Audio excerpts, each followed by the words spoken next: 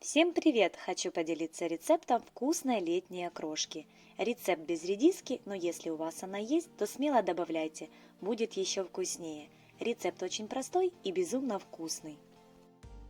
6 вареных картофелин режем кубиками и всыпаем в кастрюлю. 700 грамм вареной колбасы также измельчаем и добавляем к картофелю. Добавляем 5 свежих огурцов, порезанных кубиками.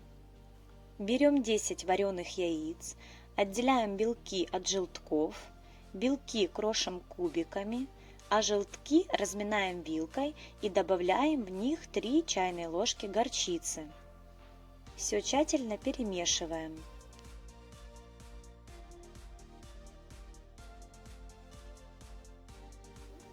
Белки и желтки с горчицей всыпаем в кастрюлю. Туда же добавляем измельченный укроп. Все ингредиенты перемешиваем ложкой. Наливаем 1 литр 2,5% кефира и перемешиваем.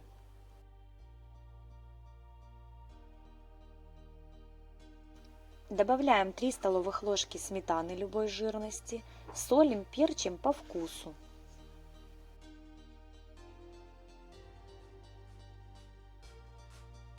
Вливаем 1 литр холодной минералки и еще раз все мешаем.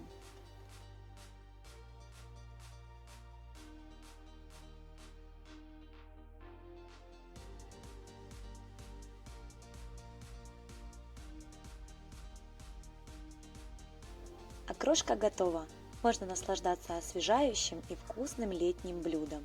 Приятного вам аппетита! Подписывайтесь на канал, ставьте лайк. Всем пока!